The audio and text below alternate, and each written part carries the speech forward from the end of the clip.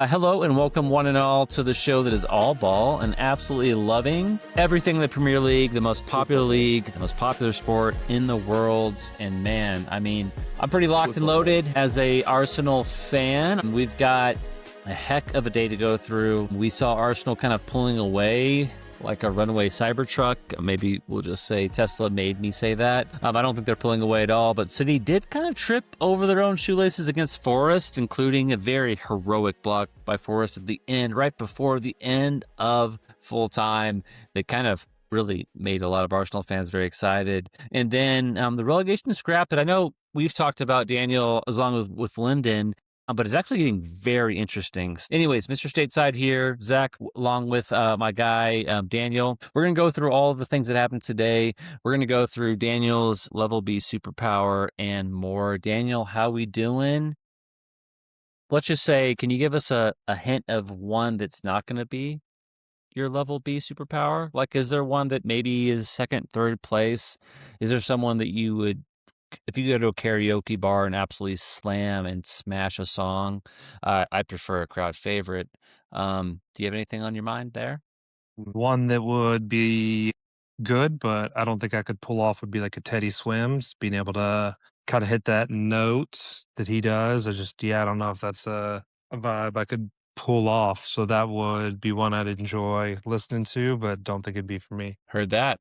Don't know who Teddy Swims is, but here we are. All right, coming back right after this very important commercial break, we're going to jump into the, is it happening? Is Arsenal really going to do this? They're 7 points clear. We're also going to go into some of the other top three. Man United, is the honeymoon over? Manchester City, will they be able to regain that form they've had over so many years? So we'll jump into it right after this.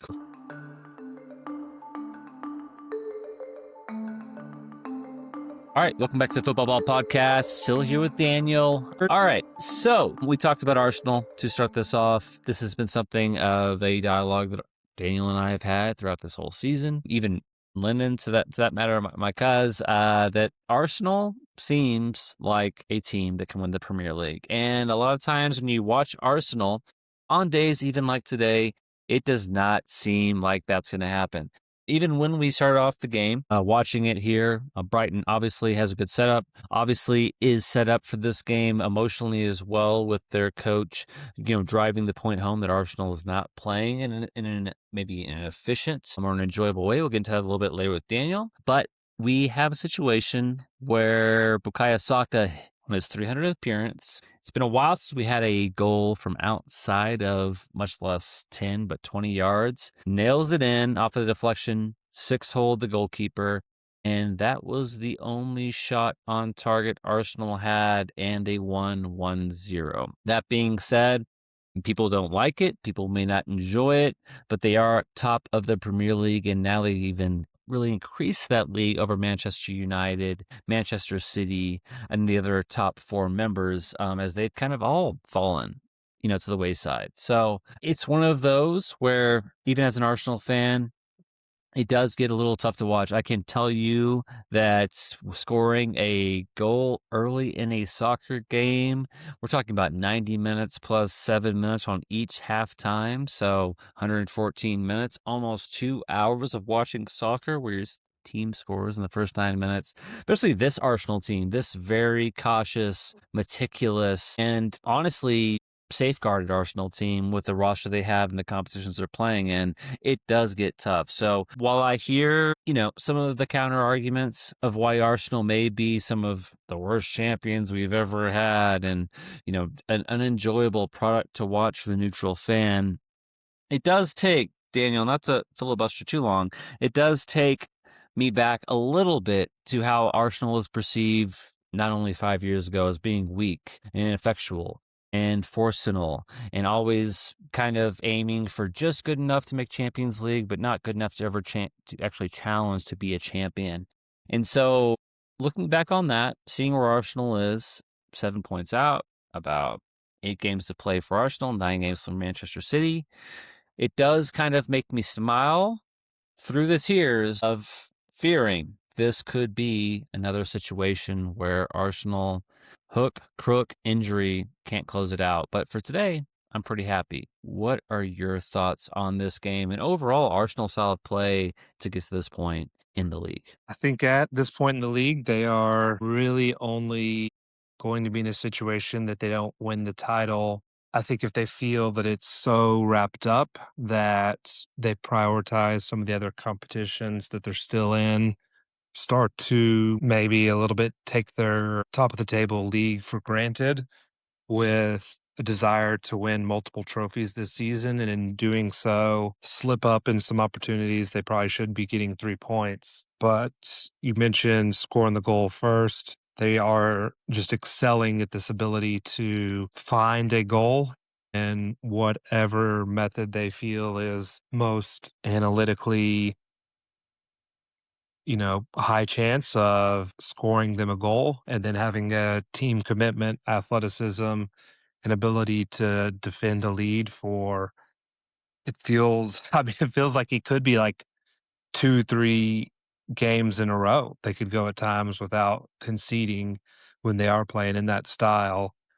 They did have the one slip up with Wolves, but it does feel like they're kind of back in that full confidence, and they have always shown to seemingly play their best when there is a little bit more of a lead that's maybe a less pressure situation. So, he had to let that out, por favor, but I would say, yeah, definitely feeling some validation for picking Arsenal as the league champions when we had that conversation earlier. And it did seem that none of the Arsenal supporters, even at the time, were really fully willing to kind of buy in that, yes, this would be the year. But it just feels that they've had that team that has the ability to respond to anything with the depth. They have solutions for if this position isn't working out, if this player gets injured, if the other team plays where their strongest players in this role, having this amazing ability to have a solution for any type of problem they're facing feels to me almost like their route to success.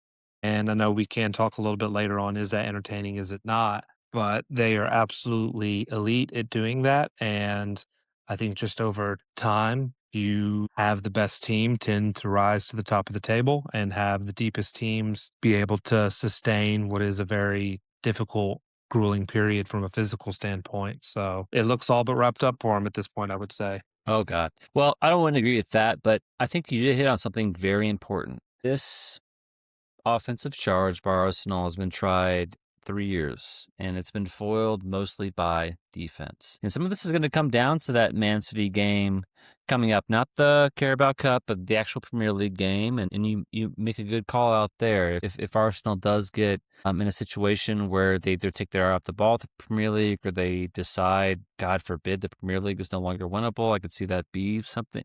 I don't know if that's exactly what you're saying, but I could see that could be something that would cost them, and maybe end up with 0 trophies if they have that mindset.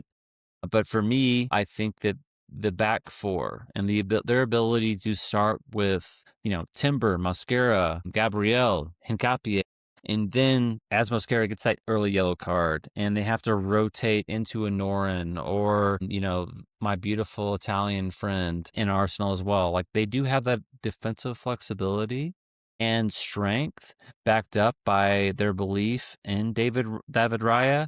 I'll pronounce it in the way that the Spaniards do, but I think that's huge, and I think that does give them a chance. So I think you're right about that. And does that make them boring? Probably does. Who cares if you're winning, right? We've got a Brighton manager that's complaining about the style of play of Arsenal, the league leader, before and after the game. Something that you probably get maybe in years past with very, very stodgy managers, but kind of rare to see in this day and age, especially from, I don't know, I would say a more stylistic manager than a absolute British hard ass manager.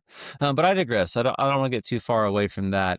Um, Today, it was an ugly game. And if we can just briefly touch on the ugliness, maybe of this game, of this season, of this campaign. I've heard complaints that, hey, it's the lowest goal scoring campaign for a league leader. I've heard complaints about just in general. I mean, we don't even talk about the first the second Wolves game, but the first Wolf games when it took an own goal to beat Wolves, regardless of where they are now and being a very successful and kind of really dynamic team when it comes to beating Liverpool, beating Aston Villa, tying Arsenal, having some life to them, maybe bringing Tottenham into a picture that they don't want to believe could be even possible. But I would be remiss if not to say this is an entertainment product. This is an entertainment sport. And if we want to watch something beautiful, like we thought with the Barcelona days or, even the Arsenal days of years past, or in a certain way, the Dortmund days of years past, where it's a philosophy to play beautiful soccer, and that is the way that you should win, maybe as the patron saint of Arsenal, Arsene Wenger, would believe. What do you think this means to this league today? Is this a just reactivist perspective from other fans and maybe media to diminish Arsenal playing more pragmatically?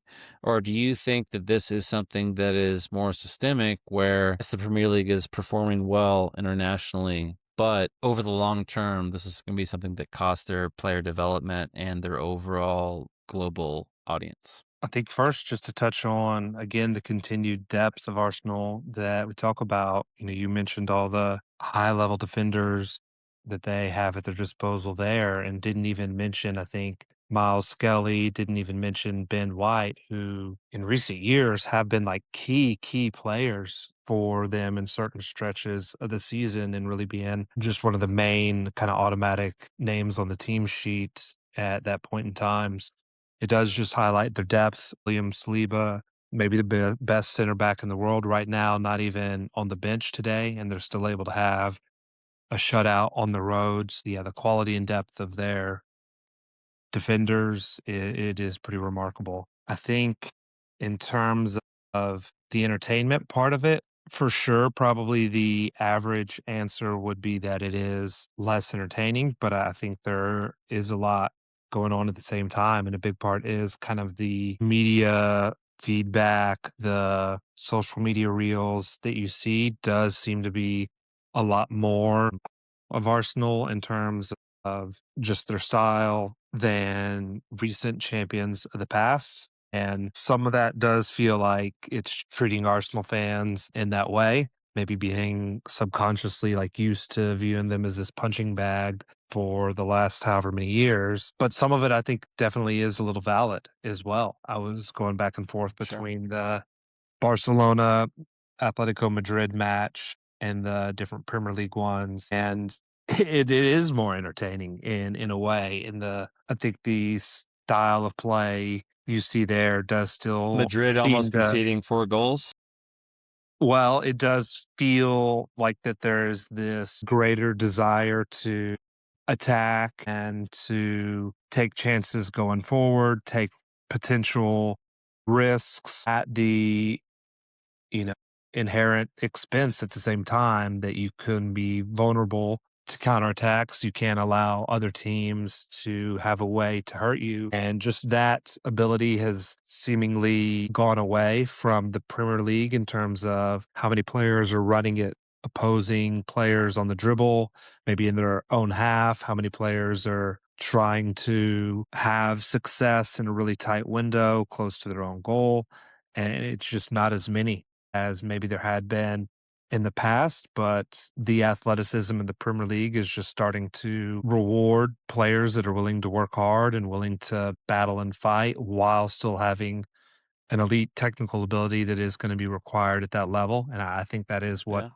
the Arsenal and even to a sense Man City and a lot of the other Premier League teams have evolved into this version of really being solid all around, not having any glaring weaknesses, because as really exciting and fun and electric it is watching someone like Lamine Yamal right now go at defenders. I mean, his play and defensive set pieces and tracking back is It's not Saka. It is a weakness in some people's eyes, and that is just a weakness that Arsenal has looked to eliminate. So, what will happen in terms of the league that you had asked about is, I think, twofold. If they do continue to hold on, get the title, I think it is good for the league and healthy for the league to have a new champion. There was that clip I did see recently of like a former Premier League executive talking candidly after he was done with the league about how it did benefit the league financially and it was something that all the executives hoped for and pushed for of Oh, having different champions. And so I think that is a good, the Man healthy, City competitive specifically. change. Yeah. But the other part is I do think there is a serious chance that this results in some version of the FA, the refereeing, changing the product. I think that's just been historically what has made soccer a really good game throughout the years is when those moments come, they've been able to change the game in a way that doesn't feel like just a vastly different product, but takes away a boring aspect, whether if it's passing it back to a goalkeeper who can pick it up, very, very physical fouls not being cards. So removing the ability of, fun, skillful players as refereeing has gotten more strict over time. Yeah, squad There's been requirements. all these Yeah. examples of allowing the game to continue to be exciting. And it does feel like we're a little bit on the precipice of some change coming in the near future. I think the new offsides rule has been one of those, looking to start calling penalties for defensive contact in the box for set pieces. It used to be almost this kind of understood different set of rules from a physical combat standpoint when players were defending inside their own box. Potential changes of the clock in terms of how the clock works and adopting a more NBA style approach of ball in play. And all of those do kind of happen to center around what Arsenal has found as a way to efficiently limit any risk that they have as a team. And it just feels like this very impressive analytical machine in a way that is having success. And I think they'll take it if it does result in what's going to be the first title in a really long time. I think the fans are on Yeah, board with that. The players are on board with that. There absolutely. is a very high level buy in. It's just maybe not always as exciting as what some other moments could produce. Sure. Like that's a lot to unpack, just like I gave to you. So let's start off with the first part, right? It's interesting that this becomes something that not only the Brighton manager brings to attention, but also becomes the focus as far as like how teams want to win, right? What I would say is, yeah, I think there is an analytic aspect to it. There is a set piece coach with Arsenal that gets paid based off set piece goals. We know he's doing the analytics. Let's put that aside for a second. If we had to put Brighton in a profile, it would be an Arsenal esque profile, right? Or a Liverpool esque profile, or maybe even to a certain extent, it's a profile that was built off the Man City model where you're going to have a goalkeeper that can distribute from the back. You're going to have center backs that can also, have like a Dutch personality or acknowledgement, a German acknowledgement like Van Hecke, where they're going to be physical, but they can also play from the back. They've even built up Baliba was courted by Manchester United. We already have talked about James Milner on top of the legend Welbeck. But this is a team that's actually kind of built in the right way, not a way it's a very direct playing way that we would see from like the Stoke Cities or the Birminghams of the past. Like this is a pass forward, high pressing team that tried to take Arsenal to task in their own way and it almost succeeded. But unfortunately for them, there were just some small margins where they couldn't equalize or win the game. That's really all it was, right? This was not something where, Arsenal blew this game off the map. This was something that Brighton made horrible mistakes. This was as simple as a deflection and a goalie, paying the price for that. So it is interesting to me to hear some of this because the Premier League has become a more conservative, points-driven game, which means that you're not going to open yourself up in the way that La Liga may with a stratified or stratospheric way the table plays out as far as the top and the bottom. That may be why the Italian league is going through more overhauls because that parity has become more relevant. But in Premier League, this is probably the most parodied season that we've seen, whether that because Arsenal is a league leader and playing a very defensive style, with a very low XG, turnout and winning these high leverage games sometimes, or whether it may be because teams like Man City, teams like Liverpool, teams like Arsenal, really like a lot of these high top teams are trying to really turn physicality, turn their financial advantage with coaches into things that can lead to 1 or 3 points. So I totally agree with you there. It is something that it's not great to watch, but it could be something that is really part of a new phase of the Premier League and this parity. Something that we see in American sports too. There's parity in American sports as far as the more money there is in American sports, the more parity is going to be. I won't even get into NIL, but even as something as simple as the NFL, right? We see things where a single offseason move with a defensive coach and a pragmatic conservative play style made by a genius of a head coach in the Seattle Seahawks can turn something into a low year, just like we're experiencing right now in the Premier League, right? No high horse returning champion like Liverpool, like Kansas City is going to come in and sweep everybody off their feet and take you to that final game where they know how to execute and win. It's going to be more of like the have-nots historically stepping up, and actually who's going to step up and be someone that's confident enough to win a league, right? So I totally agree with you with that. Outside of that, though, Daniel, right, if you had to put that all aside, if you had to pick a team, right, would it be Manchester United outside of this brief fall, right? Like what? It doesn't have Man United, but I'm just saying, like, if it wasn't Arsenal, if you're saying Arsenal, and you're not saying that, but if Arsenal wasn't the team that was most impressive this year, maybe the one that doesn't deserve it, could you say Man City with their faults? Could you say Liverpool with their faults? If I had to really pick one, and I will say this just to maybe give some cuz points, but Man United really has overcome a lot of obstacles this year and has played a very decisive style of football. And I don't care that they just got signed their Carragher and they're going to lose the first game that he was employed. But this does seem like a team that would be very scary if you were going to actually put them in a full season run with Carrick, you know, with Arteta in this diminished state, that they could actually have a chance. I mean, being this close to it does kind of scare me as an Arsenal fan or as any fan that Man United may be on the comeback if they just make few good choices. I don't know. Is that too far fetched? Yeah, would be my short of it. I think it just kind of has always felt to me like they've been more of a vibes team since Carrick took over in a really positive way of getting back to stuff they were more comfortable with, more familiar with, and I think having a lot of instant player upticks in their performance suggests that. Man, like they have some guys that definitely can do some things, and a lot of their players are playing at a really high level right now and are full of confidence. But I think the challenge they would have is over the course of an entire season, with now being in a spot where they'll be playing multiple competitions next year, that they haven't had to have that physical toll lately.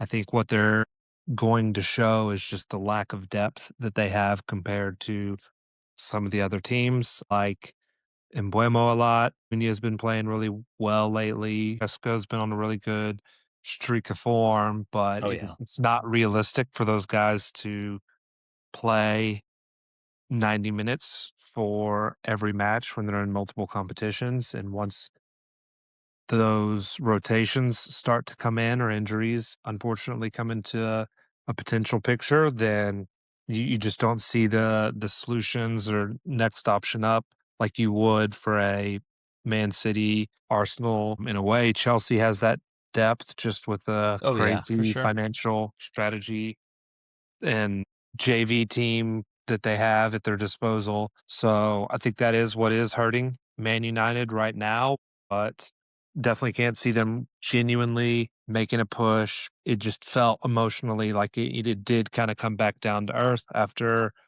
the loss today, especially to a Let's jump. 10-man Yeah. opponent. And Yeah, so what do you think was the reason for that? Because it seemed a little bit like the West Ham game a couple weeks ago, where a lot of teams, we've seen it across the whole league, where you play down to your competition or they play up to you, whatever it may be. But what do you think it was about a 10-man Newcastle team? Obviously, Newcastle playing in Newcastle, which is a big effing deal as far as not only the away side being like 3 rows fucking to Mars, but also on top of that, just an absolute banger of an environment. What do you think was hard to break through? Was it the quality? Was it the tension? Which one do you think it was? I think most people would view it as a Man United negative, but I'll take the route of Newcastle positive. I think they're just really Yeah, same. in a spot of high confidence lately. I've had the chance to watch them in a few of their recent competitions, and I think they have been playing at a high level and sometimes, maybe even playing better than what some of the recent results have been. And so they seem to have just found a little bit of confidence lately and more self-belief, felt maybe a little bit more fresh even as well than what they had been in the previous months from a physical standpoint. So Eddie Howe seems to be a great person from what everyone says. So I'm really happy to Really? see that team kind of continue to fight for him. And yeah, I'm going to more give it to the credit of Newcastle and the supporters they had there on the Yeah, night rather than same. viewing it as a huge letdown for Man United. No, and I think that we underplay, or at least I underplay, like the historic hatred of Man United for Newcastle, right? This is something that they I hope to never probably, have historic hatred at any point in my yeah, life from anyone. yeah. As a Frenchman, good luck with that. But like as an American, also, yay, same thing. So this is something where I think it's literally it's like going to a college football game, beating your rival. I'm not saying Newcastle's rival Sunderland isn't more important, but it's an ascending team that beat everybody they came across to this point. Newcastle, they're coming into their home, they win. You can just always feel the energy in that stadium, right? Like you can just always feel the energy in that stadium and Sunderland and some of these big stadiums. I mean, obviously, Old Trafford and Stamford Bridge and all these big ones, but I do believe that that was, to your point, more Newcastle closing the deal than it was United. United did look a little shaky. And I'll take your point as well that a full season definitely may not be that quality yet, but they do have the pieces to build that way. All right. Before we close out, move to the next portion of this. We've talked about a lot of the top three: Arsenal, Man City. If we want to go to Man City, I guess we can. I'll leave this open to you. But that was really just kind of it was a bad performance by Man City as far as the performance, the actual aspects of attack they had. You could probably blame the refs maybe for some situations where Holland was clipped or this or that or whatnot, but that's kind of the nature of VARs. They don't want to intervene too much, thank God. But anything you want to touch on for Man City before I ask for your actual final top three prediction? I think the one part that kinda in my mind was before this week, like, okay, this will be Man City's route, as if the Premier League script writers, did get the Right. behind closed doors preview of, "Hey, this actually is Guardiola's last season, and we wanna have him go out on top," and then somehow, all of a sudden, calls and stuff start to favor that from an outcome standpoint, but I think we saw with a couple of the calls in the City Forest game, um, that didn't go Man City's potential Yep. way. I think there was a couple of calls in the Arsenal Chelsea game that have certainly been circulating on social media that maybe could have gone against Arsenal if that was really the goal of the Premier League script writers behind closed doors, but those didn't happen. And it does feel like that is one of those things too in the past that sometimes as a non-Arsenal supporter, fan, I can be truthful that like, yeah, maybe they were on the negative end of some of those calls in the past in a way that now they've, I think, tried to prepare to be able to deal with that, but have probably been maybe a little bit more beneficial lately than teams could be. Definitely. I think that was just really the only way I could see Man City winning it. I think now that they've shown that isn't in their cards, you see the cracks that just exist in their defensive play. Oh The yeah, for level sure. of defender they have in terms of their back five. I won't say goalkeeper included because I think both Donnarumma and David Raya are at a very, very high level. But the back line and holding midfield play of Rodri post ACL injury just Yeah, that's isn't tough. at the same level as I think what Arsenal are showing. It's not at the same level athletically as what Chelsea is showing with some of the moments that Caicedo, Chalobah, Fofana can produce. I think just isn't what Man City is capable of. And the athleticism that other teams have in attack is going to at times expose that and is going to win out over that, on certain Sure. days. And I think that's just what was kind of shown today at times in terms of how Nottingham Forest was able to fight that and expose that weakness in what was a more talented, higher budget team overall and allowed it to be a 2-2 draw at the end. I mean, this is a team with Manchester City that, people talk shit. Hey, they cut these spring signings. It's like $1 billion, maybe just 100 million. Who knows? But I mean, Semenyo, Man, their great spring signing. signings have been great. It's Great they signings. hit Yeah. on those. Oh yeah, Absolutely. Ghoulie. Yeah, I'm gonna call him Ghoul because I call him I caught him talking to my Arsenal guys. It was all like, "Hey, you want to come over here?" Blah blah. But anyways, their spring signings absolutely hit. That is an absolute fear factor for everybody in the league, and that's what I brought up in our previous episode. That I thought at some point their defense would be resolved, and to me, it's a weird question now. I don't want to get too distracted, but and I know that they've got some very young defenders that have not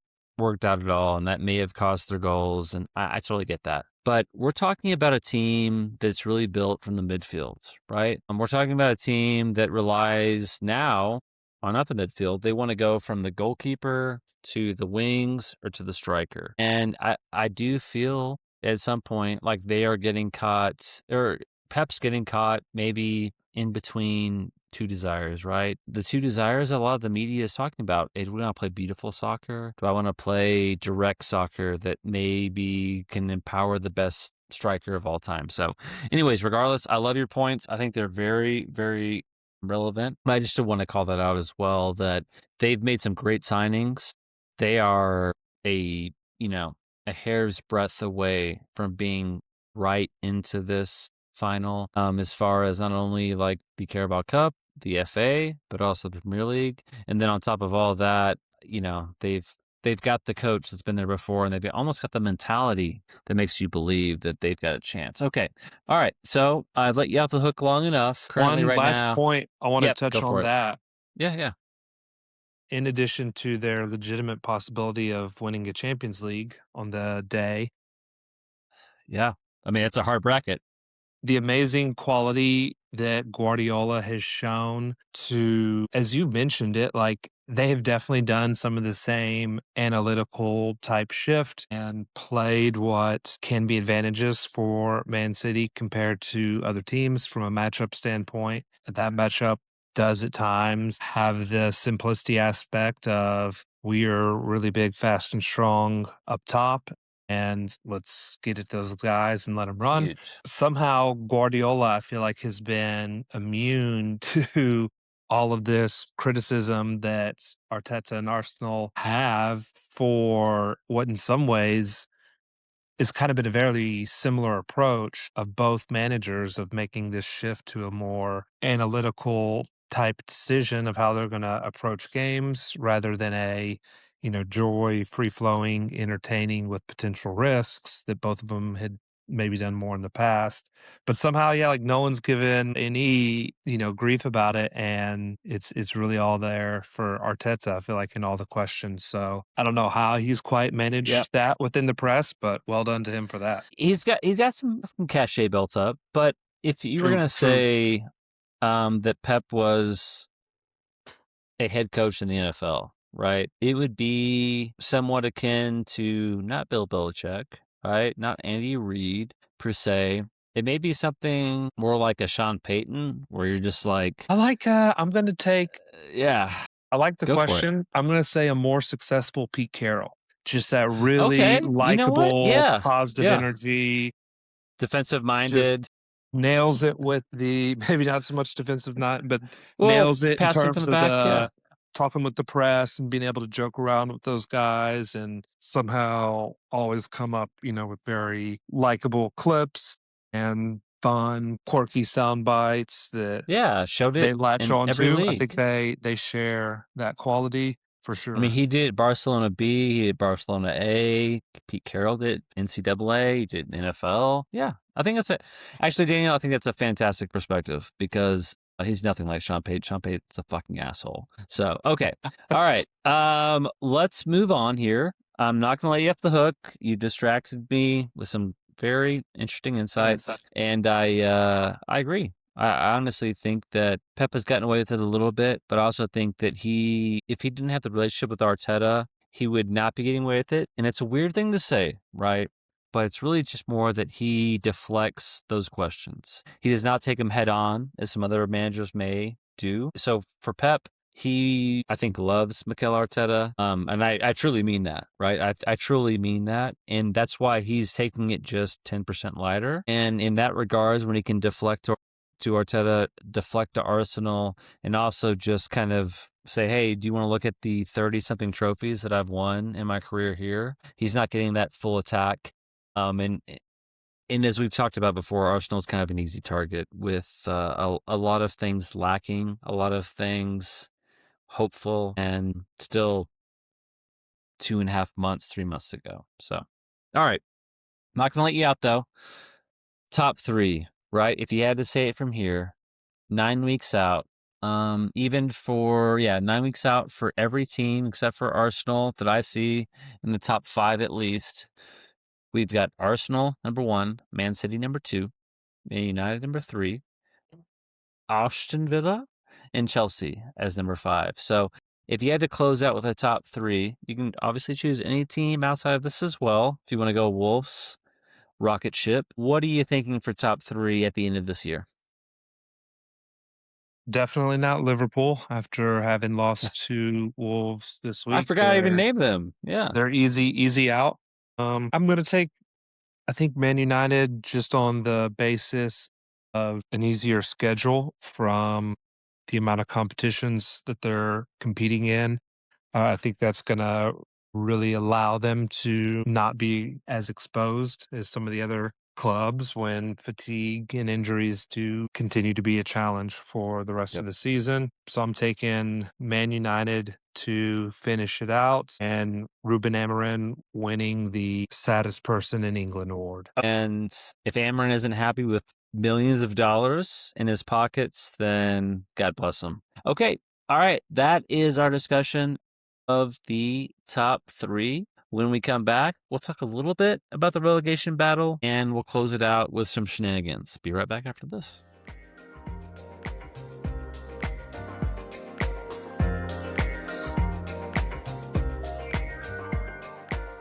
All right, welcome back to the Football Ball Podcast. And while we were away, Daniel and I were talking about Chelsea, and that was kind of my pick. They're a ways out.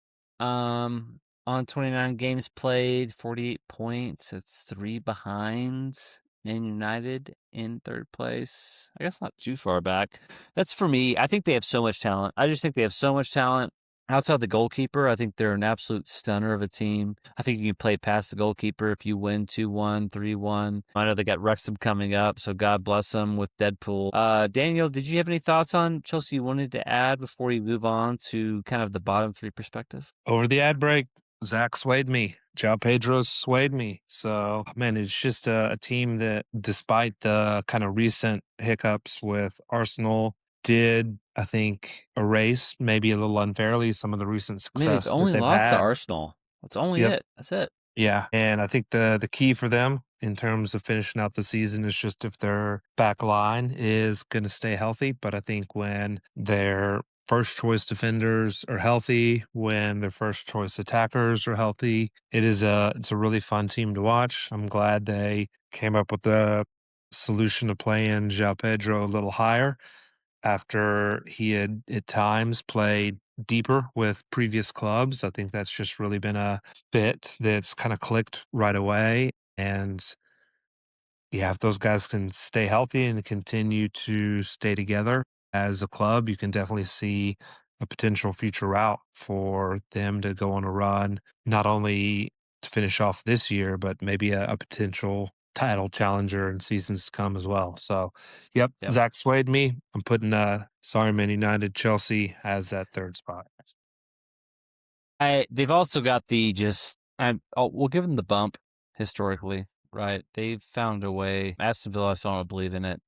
We talked about the depth as well. Chelsea has the depth, right? They have the depth to outlast Aston Villa. I would dare say they have the depth to outlast Man United, right? So we'll see. We'll see how that goes. All right. Okay. So jumping into the bottom three relegation race. This is, I would say, like one of the more exciting ones. 40 is that magic number. Sunderland just hit 29 games in, 40 points. They, and God bless Fulham and Bournemouth and Everton and Brentford, have all pretty much been confirmed they are not going to be relegated. So let's look below that. Newcastle United, 29 games in, -1 goal differential, 39 points. I would say they're pretty safe. Brighton, we just saw that, talked about that, 29 games in, +2 goal differential, 37 points. They're in it, but they're pretty safe, I would say. Crystal Palace, European League champions, they're safe, right? 28 games, still have a game in hand, 35 points. I think they can get there even if they have an insidious manager at their home. God bless him, but he is insidious. I understand why he's upset. Eze is coming into his form. I mean, Mateta, is he in Italy? We don't even know where he is. Anyways, Crystal Palace, I think you're going to make it, and I hope you make it because I love you guys. All right, now we get to the really serious part of this. Leeds United, 29 games in, 31 points. Tottenham, 28 games in, 29 points. Nottingham Forest, 29 games in, 28 points. 28 points for West Ham, 19 for Burnley, 16 for Wolverhampton. So I think we can say with the surety, I could say Leicester would win a Premier League title, that Burnley and Wolverhampton are not going to be staying in the Premier League. Daniel, I hate to put you on the spot there. West Ham, Nottingham, Tottenham, Leeds. Who are we thinking? Do you think West Ham's going to stay down? Do we think Nottingham's going to dive deep after a Champions League, Europa League season? Do we think Tottenham's going to do the unexpected and be the biggest piece of shit in Europe? What do you think? I'll get straight to it and say I think Nottingham Forest is going down. I think there's going to be some great camera cuts to the angry Greek owner that has just showed how much he loathes seeing the team lose and has been very aggressive in some of his approaches in a very public way with players and managers at the club there. So I don't think that the fear that instills in any player is going to stop them from going down with just how well some of the other teams have now started to, you know, play at that point. I think watching the Leeds Manchester City game the other day showed how competitive that Leeds can be, that was a very difficult one goal win for Man City when they were at a very high point in terms of their results. West Ham has really hit this new gear from an attacking standpoint behind some just super exciting young European attackers that are in their early 20s that have been just electric in the last couple of weeks and really started to make some stuff happen for them, that are guys that, to be honest, I don't know if they were injured at parts of the season, if they just as younger players are kind of finally starting to catch up to the tempo, the pace of the game, and really being able to now kind of do what they're accustomed to. Like, and that's why they're standing out now. Maybe they have been the whole season and I've just not paid attention to relegation candidate West Ham, but man, like those guys have been tearing it up lately. So it's hard for me to see them not at least drawing multiple games if they continue in that current form. The Tottenham one is now starting to get to the point Come where it on. actually does feel exciting. It just had felt, 3 weeks ago, impossible. Even like a week ago, it just felt like, okay, but like there's not really a way that they go down. Like they're just so much more money and so much higher level of some of the players than these other like it's not possible, but now it is really getting to that point with a lot of the other cellar dwellers getting points and getting results recently in Tottenham, not that it's like starting to, have those, wait, is this really possible? Could this really be a thing that would just Could it be be? Could it a be, Daniel? monumental Could it it would be be? a Like, monumental one, but I'm gonna see them finishing just ahead of who do they Nottingham beat? Forest to I don't just Let's it look at it still real can't quick. All happen. right. I won't let my brain get tricked into this fun storyline to follow. I'm gonna stick to the rational explanation that surely a club of that So they beat financial Tottenham. output has to stay up. Yeah. I mean, I'm with you. I mean, this is a team that made the knockout phase in the Champions League without even having to do the play-ins, right? They Will played, advance into the next round of Champions League as well, who you mentioned at the start of the yeah, bottom of the table teams. I mean, it just and that's again shows how yeah. top the Premier League is right now compared to, I think, all the other leagues in At Europe least as a whole. strategically, right? Like not even like talent. I think the talent is wild. Like looking at the lineups, there's just a lot of talent there across the teams. But like it may be just be like that. So much Like money. I've It's just so much money. And so much money, and also like when you're bringing so much money into this, it's a cutting edge of everything. Where it's like, how for can sure, for sure. we gain an advantage in this? And so, I mean, if we're talking about the number one games I'm looking forward to in the upcoming weeks, it's Tottenham versus Atletico Madrid. The two teams, you have no fucking idea what is going to happen, right? And then 5 days later, Tottenham plays Liverpool. And they play the reverse fixture of Madrid. And they play Forest, and they play Sunderland, they play Brighton, they play Wolves. I mean, there's an opportunity like where Tottenham actually is in a situation. They have gone over their skis. They're in a reverse fixture with Madrid. They are already in a situation where they don't have the depth to play in the Premier League. They're losing these games against they're losing 2-0 to Tottenham on a red card. They're losing 2-1 to Newcastle. I mean, the only team they can possibly draw against is Man City, which they no longer play anymore. I definitely looked up.